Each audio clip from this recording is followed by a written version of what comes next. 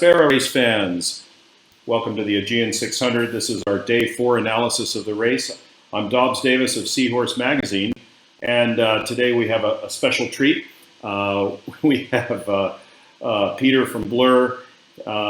Peter Gustafson has not only an amazing media presence with his blog site, Blur. Most people in Scandinavia know it, including beyond, but he's also just finished the race this afternoon. So we're really excited to have him here as part of the show and give us some stories on what they experience and what his take on the race is.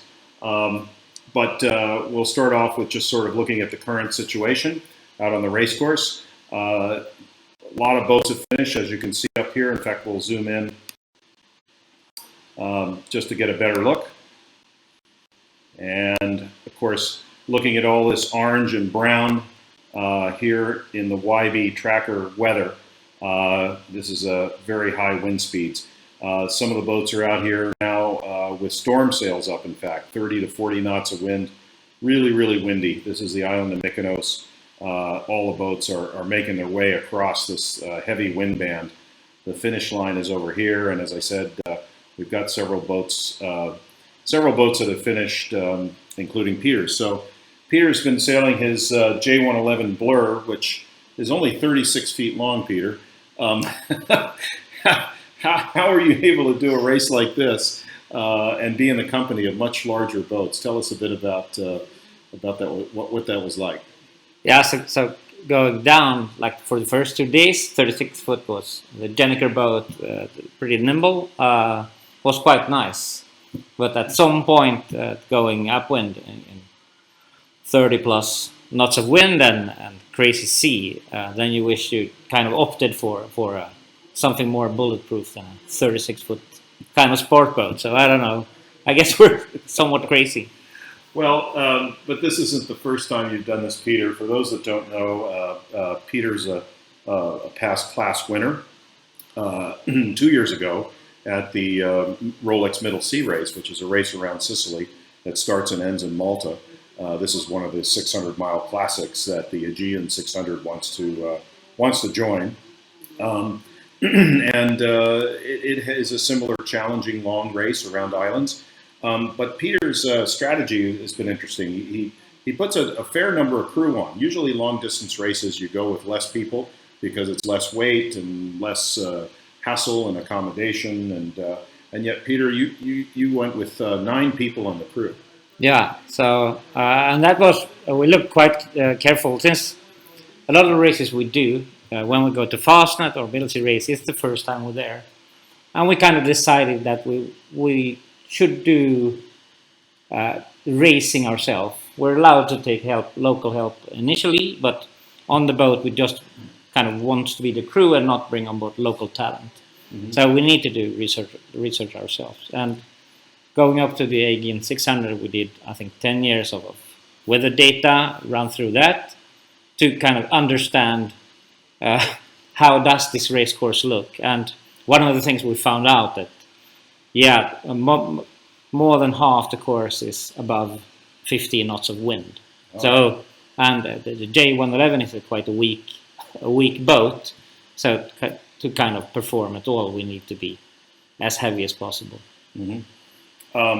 Also, I think, and we talked about it before the race, having more people on board gives you maybe a little advantage because more people get rest and you've got fresh crew and fresh strength. And because a long race like this, it's not a sprint. You can't go all the time. And it is a long race and you have to pace yourself. So tell us a little bit about that psychology. Yeah, so we kind of, and the experience we got from Fastnet and other long races was that you need a lot of fresh helmsmen and you need a lot of trimmers.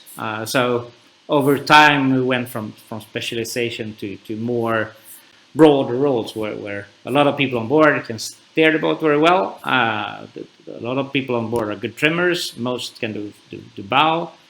So, and then have both a pretty nimble watch scheme, but also do a lot of rotation to kind of be able to drive the boat at 100% at all times. So that's especially important. I see it, Peter, because particularly over here on the second half of the course, the halfway point being back over here at Rhodos, you've got some fairly long legs, except for this little jog through Santorini, but fairly long legs in the first half of the race. You got to punch through here, down at Kassos, Karpathos, and then up through the lee of Rhodos. But here now you've got a series of short legs. Tell us a bit about how it was to shift gears and how the weather behaved at each one of these corners. Yeah, so in the research up to the race, of course, we heard about the Meltemi and kind of the special wind that can be quite a force along Turkey and on the race course. But looking at it now, we quite underestimated how much it blows and the local effect every island have. Mm-hmm. So we tried to be as active as possible, mm-hmm. and I think the hard part for us both, I think all the way from Karpathos in the south, was that the legs weren't very tactical. So it came down to kind of a boat speed kind of race where you need to push the boat hard, first in less wind and from Rhodos and up I think we had like plus 20 knots for a full day, and to be able to go inshore where you've never been before and push the boat really hard. I think we got into another gear, and I think it's hard because as I think we're at, and I can when you look into the kind of the tracker, you see that as long as it was a tactical race, we kind of did really well, but at some point it became, and the race management also decided to put in a lot of different waypoints on the way from Rhodos and back. Mm-hmm. So there weren't that many options. That said, there's some parking places out there, mm-hmm. Especially during night, that you have to kind of navigate to pull through. But I think the hard part is just doing 36 hours of straight line boat speed in plus 20 knots and kind of enjoying that. I'm looking here back in time a little, Peter, where this is your team in the blur and getting around Kassos through Karpathos, and now you're on a long leg up to Lindos. Was the wind fairly steady or condition steady? I mean, like if I look here, it looks like there were some difficulties, or strange options maybe.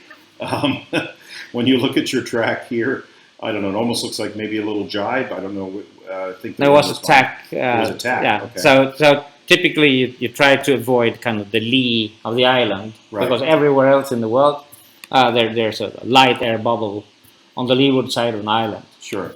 So you go in there But this is a trade-off, of course. You go through here. If you can punch through here, you save many miles. So these guys go outside here.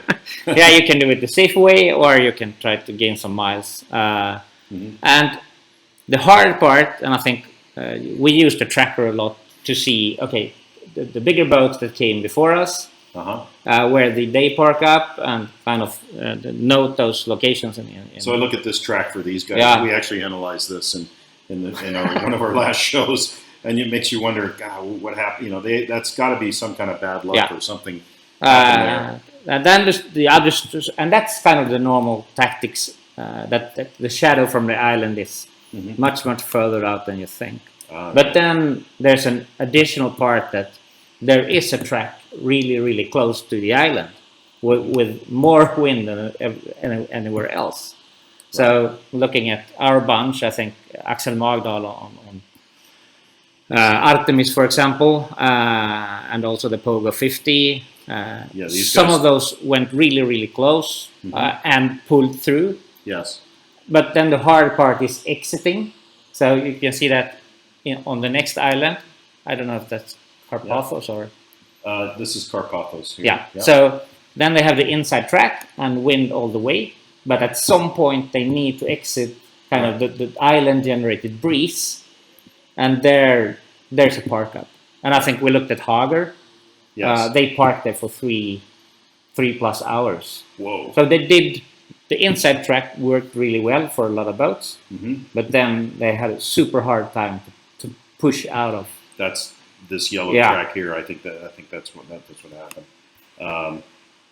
And you can see there, you guys still moving along out here, whereas right in here, as you said. Yeah. And the hard part, as in on any race course, is to commit, because it's so easy to say, okay, but look at the guys inshore. Right. They got wind now. How do we kind of get there? But here we kind of, the only thing we know is if we go really far out, there will be some wind. And I think this transition, I think we were quite lucky with most of the transitions, and maybe with an exception from Mykonos, where we kind of lost a few hours. And that's kind of the hard part with since the J111 is a fast boat. But it's 36 foot. Right. The mast is like 18 meters. Right. And going in between islands with boats that have twice meters. Yeah. They can do things that we can't. And at some point we kind of got lured into. I think in yesterday's show I looked at this and I thought, well, these guys are all going very close and very fast here, which means they've got steady wind at this corner of this island. No danger of a lee, and everybody cuts the corner really close. But then in this next leg, you're upwind. Yeah. And then again, some boats sag down here, like one of your competitors, these Essex Girl guys, they're way down here, and you're up on more or less on the ley line. The thing there was that we came out with the westerly going upwind, but then all the weather models said at some point you will get the northerly breeze. So you will get the kind of the standard Meltemi. Which maybe there was a transition there. There was a few, these guys punched through. Yeah. Yeah. Taking the low road, and you guys. But then again, they're kind of a 46 foot boat. kind of super light boat. Right. Yeah. In fact, I was speculating with my audience throughout these shows about, because on the scratch sheet it says Oyster 46, and I think of an oyster as some big comfortable boat, but in fact this is a different design and might be much lighter. Yeah, so if you look at it, it's more like a Corel 45 kind of turbo. So it's a fast boat. Yeah. And then interesting, look at their track, 90 degrees. Yeah. So at some point they got there, and then we need to get to the northerly. So exactly. Looking at the tracks afterwards, you see a pretty clear kind of line where the northerly fills. But I think this was in the middle of the night, and it's pitch black, and okay, you're going really well, and suddenly the wind dies, and you don't know, okay, is this the transition and we need to pull through, or is this kind of a local effect? So super hard compared to many other places. I think it's much more. In many other places, it's kind of gradual. So you see something, and that could be the beginning of something new, and you kind of dig deeper into that. I think here, from my perspective, it's much more random. So you can have 20 knots over a big part of the race course, but there are places or areas where there's 3 knots of wind, and no one really understands why. Someone does, but I think that was super hard to kind of knowing what, or why is this happening? And it's maybe possibly unique to this race course, because you wouldn't see something like this in the Fastnet race necessarily, nor at the Caribbean 600, certainly not in the Newport Bermuda race, these other 600-mile races. This one's really different. Now, I know that you have sometimes these weird transitions in the Middle Sea race, so there's some similarities there. And I think it's driven by, since the islands are quite high, they're quite warm, they have generating their own low pressures, so and talking to the local guys, they say that, okay, you need to understand each island and the weather system around that island. Wow. And that actually, from a tactical standpoint, makes it even more challenging, because normally you have a number of legs and transition that you need to manage. And that's doing fastnet or middle sea race or whatever. But I think this adds another layer of complexity. And for us as a first-time sailor here, it's quite frustrating. But I can see people wanting to do this race again and again and again to figure out how do you really understand what the islands are doing. Peter, I don't know if you're a golfer, but it kind of reminds me of golf, where you can play the same course time and time again, and yet every time you play, it's different, and it's a different approach, and this is what makes the game so interesting, for sure. And I'm just looking at, in detail, these rocks and these small islands, and some of them are large, some of them small. Certainly navigational challenges as well. Francesco D'Angelis told me yesterday that going into Santorini was quite interesting. Of course, it's beautiful, and we all like the photos, but he said that could be quite dangerous if it were really windy. Yeah. And if you came in there with a boat like his, if it's very fast, because you have very few options. So this is definitely... And we felt that at some...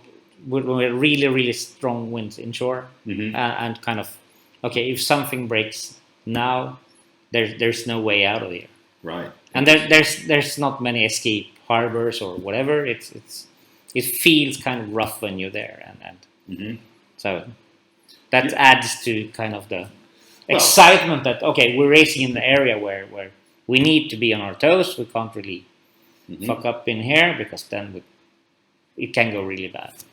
Yeah, and that's another important aspect of any offshore race, is that level of seamanship, right, and safety, and being prepared, if and when things do break. Did you have any significant failures or anything that you guys had to deal with? We had some issues, since I've never been in a race, especially on the leg going back to here, when the Meltemi was quite strong, but then we saw kind of three very specific. We had 50 knots, then we could be full on, and then we had 22 to 24. It's manageable, but it's much more wind, and then there were blocks with 30 plus. Wow. And those came, you kind of got dealt them in a random order. Right. So I think we maybe went to one of the reefs 20 or 30 times. Whoa. Up and then coming by an island. Okay, we need jib 1 full main, and you have that for 20 minutes, and okay, now this is too much, and it's blowing 30, so let's go to heavy weather and 2 reefs. So I think during 24 hour, I think we went through the whole wardrobe maybe 2 or 3 times. And of course, that's challenging, and it's actually fun for the crew to be able to kind of work the boat through it. But I think just that type of going back and forth is also quite unique. I've never seen that, because you often start in one end and then you end up in the other, and then 12 hours later you go back because the cold front passed or whatever. But here it was hard to kind of find the right setup for the boat at any given time. And it wasn't anticipated through a generalized pattern of weather, as you mentioned. whether it's a frontal passage or some kind of major shift. This is geographic. Yeah, and even then, and it's super hard to understand, because you go in. Yeah, there should be less wind behind the island, but suddenly you got 32 knots, and okay, you try to manage that, and 10 minutes later, it's back to 15 knots. And at some point you see the crew kind of decision-making fatigue. Sure. Because we need to make a decision, but I made a decision 10 minutes ago. Why do I have to go back on that one? Well, good thing you had a strong team And then also from the boat perspective too, that the J111 isn't an ideal boat because you need to manage the power. So I'd much rather, if I should do this race again, I'd rather go in a bit more heavier boat that where you can we can be on at J2 in a wider range of conditions. You have a head foil, so did you do bare-headed changes? Both. Yeah. Okay. So well, in lighter conditions, easier to do a standard change. Yeah. So when we can, we do a proper change, but then also to manage risk, and it's pitch black, and then you don't know what's going to happen next. To kind of keep the risk down. We had a few minor issues where one reef line kind of ripped out. Had to bring the main down, replace that one. A couple of small issues, but I think the crew made a really, really good job. And your team is an all Scandinavian team, but you have Swedes and Finns and Danes. Yeah. So what did you guys speak? Swedish? Swedish, yeah. Okay. Yeah. Yeah, that must be interesting too. So this is, and I think it was probably around this part of the course, coming from Mykonos, speeds. Back here, the speeds, if you believe the tracker, it was probably pretty windy. You guys going 7 knots, but I think in one sked here, it had you at 11 knots. Yeah. So up and down quite a bit. Yeah. And we saw kind of in the true wind angles from like 80 to 120. And when we get 120, then we're able to hang with the XP 44s and the 45 footers. But at 80 or 70, we just try to survive. And when you get specialty sails, you say code zeros and pencils and so on. I guess when you get up to certain wind speeds on a boat that size, it doesn't matter. You're just using what you have. Yeah. So our upwind inventory is quite standard with the J1, J2, 3.5 heavy weather. And at some point that was too much. So we actually went to the storm jib at one point when we had 37 plus knots. 37. And then downwind, we have a code, and we had quite a lot of use of that for the first kind of half of the race, and then a bunch of Genekers. No, but I think from a bigger perspective, it was a fun race because we went through. We had all kinds of conditions, and it were tactical, or you need to be on your toes. The first half was super technical, and then kind of real offshore racing where you kind of manage the boat and the crew for the second half. So I think from that perspective, the races ticks a lot of the boxes. Would you come back and do this race? Or maybe in a bigger boat? Yeah, in a bigger boat. Okay. And we had that discussion. Why do races have light downwind and then heavy upwind? Why not go the other way around? Let's go full on downwind first. But you're going to solve that, Peter, in 2 years when you come visit me in the Transpac, right? And you're going to sail to Honolulu, and it's initial reaching, and then it's all downwind. But then we came to the conclusion that if we started out with a heavy downwind, everything would be salty and wet. A third into the race and be unbearable for the rest of it. Okay. So now I think this is a great layout. Great. Well, any other further thoughts, overview of what you feel in your first AEGEAN 600? No, I think it's. I really like the kind of attitude of the organizers, and they're trying to do this as a real, like, by sailors for sailors, and really understanding what makes a good race from a sailor's perspective. So kudos to them for doing this, and I hope next year without COVID, hopefully they kind of get 100 boats and increases the status. You also said that the facilities here at Olympic Marine were quite good for you guys. Yeah, and that's coming from kind of bringing the boat here and flying the crew here. Logistics is a big part of and I think they solved most of the challenges. Mm-hmm. So I'm pleasantly surprised, because you think southern part of Greece, it could be at the end of the world and nothing would work, but surprisingly really nice people, really good service. No, I would say more in Greece. That's Maybe great. cruising. Oh, yeah, that's been done before. Yeah, I've heard. Well, Peter, listen, thank you very much for joining us on the show today, and for all you out there. We'll have probably one more show tomorrow to wrap up this year's analysis of the AEGEAN 600, and wish everybody a good evening or good morning and wherever you are and watching this. And congrats again, Peter. I think you ended correcting to second. Is that correct? Second place in corrected time? Yeah, on total. And I think we won up class with smaller boats. Oh, good. Yeah. Excellent. In Division 2. Yeah. Excellent. Well, congratulations. Thanks. Anyway, well, that's our show for today, folks. And thanks for joining. More resources are available at the website, AEGEAN600.com.